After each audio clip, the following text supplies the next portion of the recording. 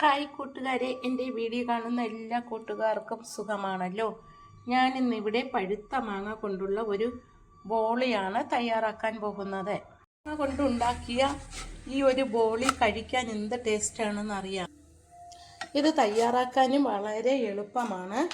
ഇത് നമുക്ക് ഇതേപോലെ പരത്തിയിട്ട് എളുപ്പത്തിൽ ഇങ്ങനെ അങ്ങോട്ട് കല്ലിലേക്ക് ഇട്ട് കൊടുത്താൽ മതിയാകും. വളരെ പെട്ടെന്ന് തന്നെ നമുക്കിത് തയ്യാറാക്കാൻ പറ്റും. നല്ല ടേസ്റ്റാണ്, ഹെൽത്തി ആയിട്ടുള്ളതാണ് ഈ ഡിഷ്. ഇതിങ്ങനെ തയ്യാറാക്കി കഴിക്കാനും നല്ല ടേസ്റ്റാണ്. മാമ്പഴം കൊണ്ടുണ്ടാക്കിയതാണിത്. നല്ല ടേസ്റ്റാണിത് കഴിക്കാനായിട്ട്. കുട്ടികളൊക്കെ ഇഷ്ടപ്പെടുന്നതാണ്. വളരെ എളുപ്പത്തിൽ തന്നെ നമുക്കിത് തയ്യാറാക്കാനും പറ്റും. മാമ്പഴം കൊണ്ടുള്ള ബോളി തയ്യാറാക്കാനായിട്ട് ഒരു പാത്രത്തിലേക്ക് 1 കപ്പ് ഗോതമ്പ് പൊടി ഇട്ട് കൊടുക്കാം.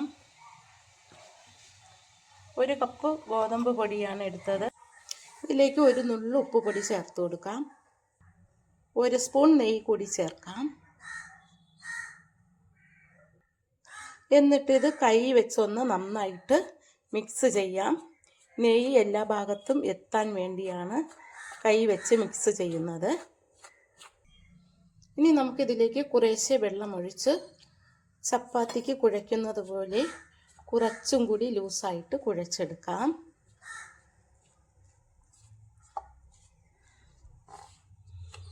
കുറച്ചുകൂടി വെള്ളം ഒഴിച്ചു കൊടുക്കാം.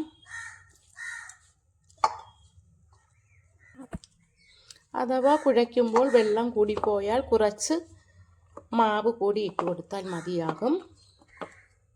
ഇപ്പോൾ ഇത് നന്നായിട്ട് കുഴഞ്ഞു കിട്ടി. ഇനി നമുക്കിതിലേക്ക് കുറച്ച് ഓയിൽ കൂടി ഒഴിച്ചു കൊടുക്കാം. ഒരു 2 സ്പൂൺ ഓയിലും കൂടി ഒഴിച്ച് ഒന്ന് എല്ലായിടത്തും ആക്കി വയ്ക്കാം. നമുക്ക് മാറ്റി വയ്ക്കാം. നന്നായിട്ട് കുഴഞ്ഞു കിട്ടി. കുറച്ച് സമയം വച്ചേക്കാം.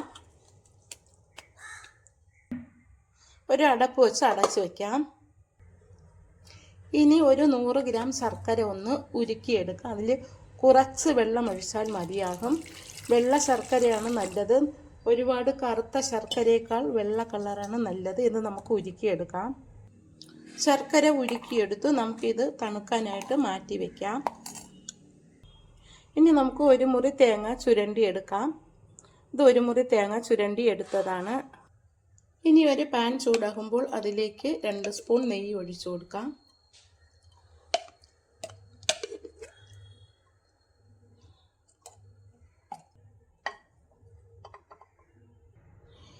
അരിഞ്ഞു വെച്ച മാങ്ങ നമുക്ക് മിക്സിയുടെ ജാറിലേക്കിട്ട് നന്നായിട്ട് അടിച്ചെടുക്കാം. വെള്ളമൊന്നും ചേർക്കേണ്ട ആവശ്യമില്ല. മാങ്ങയിലേക്ക് 2 ഏലക്കയും കൂടിയിട്ട് അടിച്ചെടുക്കാം. നെയ്യ് ചൂടാകുമ്പോൾ അതിലേക്ക് ചിരുകി വെച്ച തേങ്ങ ഇട്ട് കൊടുക്കാം. 1 മുറി തേങ്ങ ചുരണ്ടിയതാണ്. അത് നമുക്കതിലേക്കിട്ട് ഒന്ന് വഴറ്റി കൊടുക്കാം. ബ്രൗൺ കളറൊന്നും ആകേണ്ട ആവശ്യമില്ല. ഇതൊന്ന് വഴറ്റിയെടുത്താൽ മതിയാകും. കുറച്ച് സമയം ഒന്ന് വഴറ്റി കൊടുക്കാം. ചെറിയ ഒരു കളറ് മാറുമ്പോഴത്തേക്ക് നമുക്കിതിലേക്ക് അടിച്ചു വച്ചിരിക്കുന്ന മാങ്ങ ചേർത്ത് കൊടുക്കാം. ഈ ഒരു കളറായി വരുമ്പോൾ നമുക്കതിലേക്ക് അടിച്ചു വച്ചിരിക്കുന്ന മാങ്ങ ചേർത്ത് കൊടുക്കാം.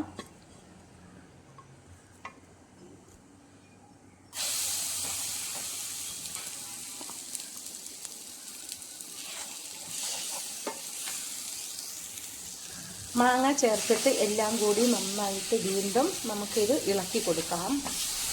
ഇതിൽ കൂടുതലും നെയ്യാണ് ചേർക്കുന്നത്. ഇതേപോലെ ഇളക്കി കൊടുക്കണം. കുറച്ച് സമയം ഇളക്കണം.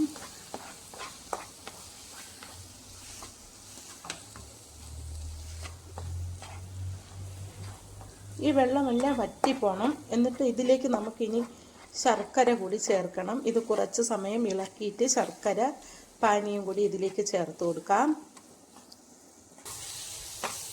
മാങ്ങ നല്ലതുപോലെ നെയ്യിൽ മൂത്ത് വന്നു. ഇനി നമുക്കിതിലേക്ക് ശർക്കര പാനി കൂടി ഒഴിച്ചു കൊടുക്കാം. ആ നെയ്യിൽ കിടന്ന് മൂത്ത് വരുമ്പോൾ നല്ല മണം വരുന്നുണ്ട്. നെയ്യുടെയും മാങ്ങയുടെയും ശർക്കര തേങ്ങ ഇതിൻ്റെയൊക്കെ മണം വരുന്നുണ്ട്. ഇനി നമുക്കിതിലേക്ക് ശർക്കര കൂടി ചേർത്ത് കൊടുക്കാം. ഇനി നമുക്ക് ശർക്കരയും കൂടി ഒഴിച്ചു കൊടുക്കാം.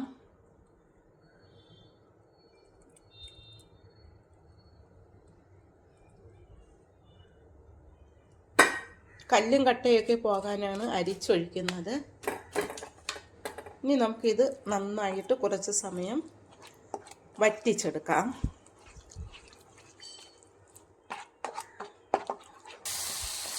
ഉരുട്ടിയെടുക്കുന്ന പരുവമാകുന്നത് വരെ നമുക്കിത് ഇളക്കി കൊടുക്കാം. കട്ടിയായി വരുന്നുണ്ട്. ഇപ്പോൾ നന്നായിട്ട് ഉരുട്ടാൻ പരുവമായി കിട്ടി. ഈ ഒരു പരുവത്തിനാണ് നമ്മൾ ഓഫ് ചെയ്യാനുള്ളത്. തീ ഓഫ് ചെയ്ത് കൊടുക്കാം. ഇനി ഇത് തണുക്കാനായിട്ട് വെക്കാം. തണുക്കുന്ന നേരം കൊണ്ട് നമുക്ക് കുഴച്ച് വെച്ചിരിക്കുന്ന മാവ് ഉരുട്ടിയെടുക്കാം. ഇതിപ്പോൾ നന്നായി കിട്ടിയിട്ടുണ്ട്. ഇനി നമുക്ക് തുറന്നിട്ട് മാവ് ഉരുട്ടിയെടുക്കാം. ഈ ഒരു വലിപ്പത്തിന് ഉരുളകളായിട്ട് എടുക്കാം.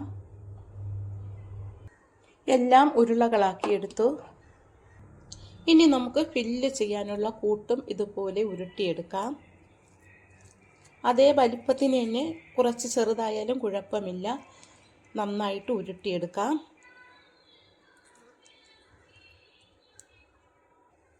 ഇതുപോലെ എല്ലാം ഉരുട്ടിയെടുക്കണം. എന്നിട്ട് നമ്മൾ മാവ് ഓരോ ഉരുളയും എടുത്ത് കൈവെള്ളയിൽ വെച്ചിട്ട് ഇതുപോലെ ഒന്ന് പരത്തിയെടുത്താൽ മതി.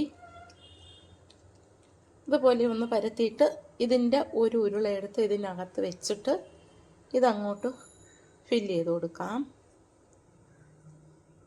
ഇതേപോലെ നമുക്ക് എല്ലാം വയ്ക്കാം. ഇതേപോലെ ആക്കി വയ്ക്കാം.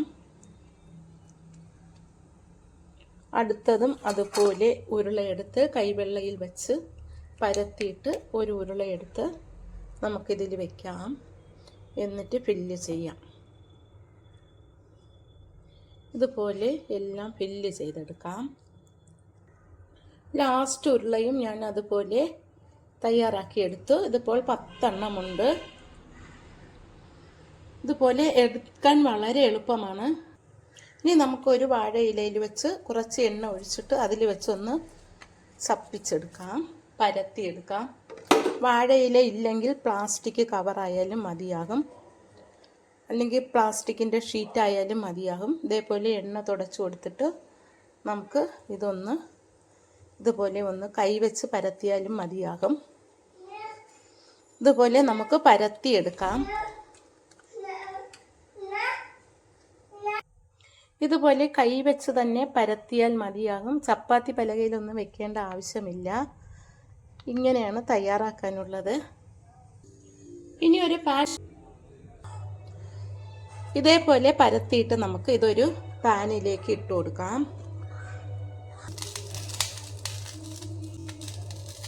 ഇതുപോലെ അങ്ങ് ഇട്ട് കൊടുത്താൽ മതി.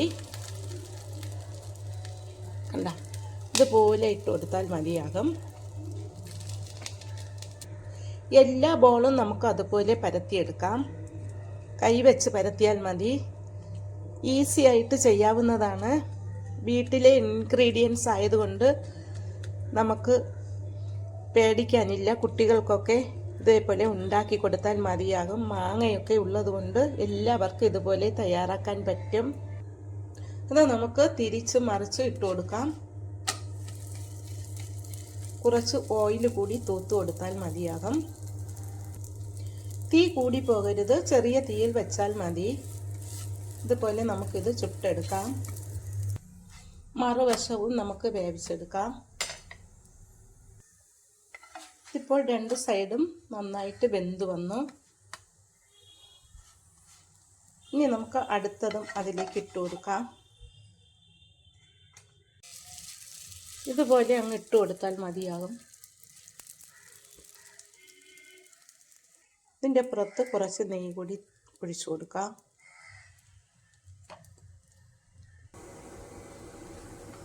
തിരിച്ചും മറിച്ചും ഇട്ട് നമുക്കിത് ചുട്ടെടുക്കാം. ഇത് രണ്ടാമത്തതും റെഡിയായി. ഇതുപോലെ നമുക്ക് എല്ലാം ചുട്ടെടുക്കാം. മൂന്നാമത്തതും ചുടാനായിട്ട് ഇട്ട് കൊടുത്ത് ഇതുപോലെ നമുക്ക് എല്ലാം ചുട്ടെടുക്കാം. ഇത് കഴിക്കാൻ നല്ല ടേസ്റ്റാണ്. കുട്ടികളൊക്കെ ഇഷ്ടപ്പെടുന്നതാണ് ഈ ഡിഷ്. എല്ലാവർക്കും ഇത് വളരെ നല്ലതാണ്. വീട്ടിലുള്ള സാധനങ്ങൾ കൊണ്ട് ഇതുപോലെ കുട്ടികൾക്ക് ഉണ്ടാക്കി കൊടുക്കണം. ഹെൽത്തിയാണിത്. ഞാൻ തയ്യാറാക്കിയ ഈ വീഡിയോ ഇഷ്ടമാക്കുകയാണെങ്കിൽ എല്ലാവരും എൻ്റെ ചാനൽ ഒന്ന് സപ്പോർട്ട് ചെയ്യണം, ലൈക്ക് ചെയ്യണം, കമൻറ്റ് ചെയ്യണം, സബ്സ്ക്രൈബ് ചെയ്യണം. താങ്ക്